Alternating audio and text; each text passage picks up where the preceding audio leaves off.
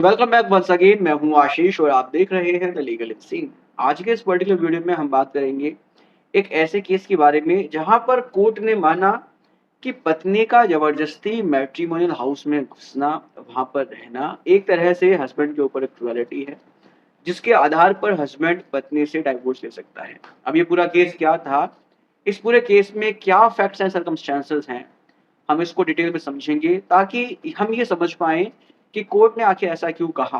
अगर पत्नी matrimonial house में आकर रहना चाहती है, रहती है, तो उसका ऐसा करना हस्बैंड के ऊपर क्रुएलिटी कैसे हुआ?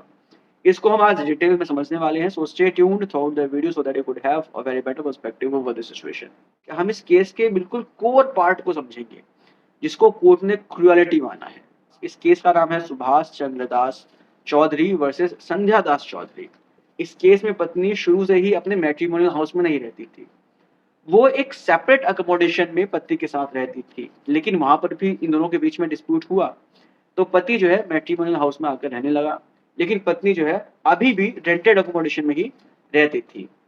कुछ समय के बाद जब पति को ये रियलाइज हुआ कि उसके साथ क्रुएलिटी हो रही है, पत्नी उसको टॉर्चर कर रही है, उसको परेशान कर रही है, उसको हैरेस कर रही है, पत्नी की वजह से जो पति के घर वाले हैं, जो उसके फादर हैं, जो उसकी सिस्टर्स हैं, जो उसकी मदर हैं, वो सभी डिस्टर्ब हैं। हालांकि उसकी मदर की डेथ भी हो जाती है। तो यहाँ पर पति को रियलाइज होता है कि उसको अपनी पत्नी से डाइवोर्स ले लेना चाहिए। सो बेसिकली पति क्रुएलिटी को ग्राउंड बनाकर एक डाइवोर्स की पिटिशन फाइल करता है।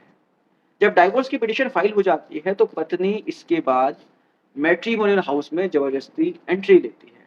जबरदस्ती एंट्री लेने के बाद वो वहां पर रहना शुरू कर देती है और पति और पति के घर वालों के खिलाफ 498 का एक केस भी फाइल करती है। अब यहाँ पर बेसिकली डाइवोर्स केस में पति का ये ग्राउंड लेना कि पत्नी जब ऑलरेडी रेंटेड अकोमोडेशन में रहती है, उसको मैं मेंटेन कर रहा हूँ, तो यहाँ पर उसका मैट्रिमोनियल हाउस में जबरदस्ती घुसना एक तरह से उसके ऊपर क्रुएलिटी है, जिसके आधार पर उसको डाइवोर्स चाहिए।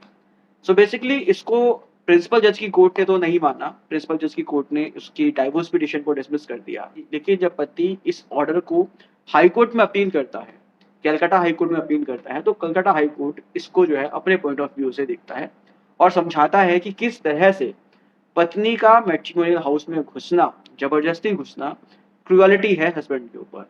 कलकत्ता हाई कोर्ट ने कहा कि जब पत्नी शुरू से ही अपने मैट्रिमोनियल हाउस से बाहर रह रही है, अलग रह रही है, रेंटेड अकोमोडेशन में रह रही है, जहाँ पर पति उसको मेंटेन भी कर रहा है, उसके सारे खर्चे उठा रहा है और वो सेल्फ एम्प्लॉयड भी है, पत्नी सेल्फ एम्प्लॉयड भी है, सेल्फ डिपेंडेंट भी है, तो इस परिस्थिति में उसका दोबारा मैट्रिमोनियल हाउस में जबरदस्ती एंट्री लेना, जब उसको पता है कि मैट्रिमोनियल डिस्प्यूट चल रहा है दोनों के बीच में, तो इस दौरान पत्नी का मैट्रिमोनियल हाउस में जबरदस्ती घुसना पति के ऊपर मेंटल क्रुएलिटी है।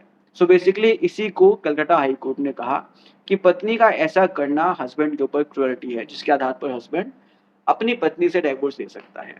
सो बेसिकली अब आपको यहाँ पर समझ में आ रहा होगा कि अगर पति और पत्नी के बीच में मैट्रिमोनियल डिस्प्यूट चल रहा है, पत्नी अलग रह रही है, मैट्रिमोनियल हाउस में नहीं रह रही है और पति जो है उसको मेंटेन भी कर रहा है, पत्नी अगर सेल्फ एम्प्लॉयड भी है, सेल्फ डिपेंडेंट भी है, तो इस परिस्थिति में पत्नी का कोई भी हक नहीं है कि वो मैट्रिमोनियल हाउस में आकर रहे या मैट्रिमोनियल हाउस में वो जबरदस्ती घुसे। अगर वो ऐसा करती है तो ये हस्बैंड के ऊपर क्रुएलिटी है, जिसके आधार पर वो डाइवोर्स ले सकता है। कलकत्ता हाई कोर्ट ने यहाँ पर डाइवोर्स को ग्रांट किया।